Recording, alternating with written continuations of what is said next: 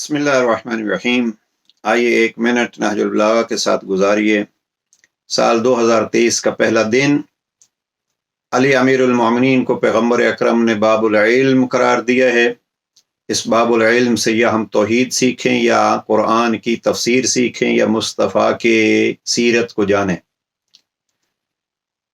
اس سال میں اگر ہم اپنی زندگیوں کو اس پہلو سے گزاریں جیسے علی چاہتے ہیں، اور حمام کو جناب امام نے جو نصیحت کی ہے اس میں ایک جملہ فرمایا ہے، خطبہ نمبر 191 میں ارشاد ہوتا ہے کہ متقی وہ ہوتا ہے نفسہ منہ فی عناء والناس منہ فی راحۃ، کہ اپنا نفس اس سے تکلیف میں ہے، مشکلات میں ہے، اور دوسرے لوگ اس سے راحت میں ہیں، امن میں ہیں، سکون میں ہیں۔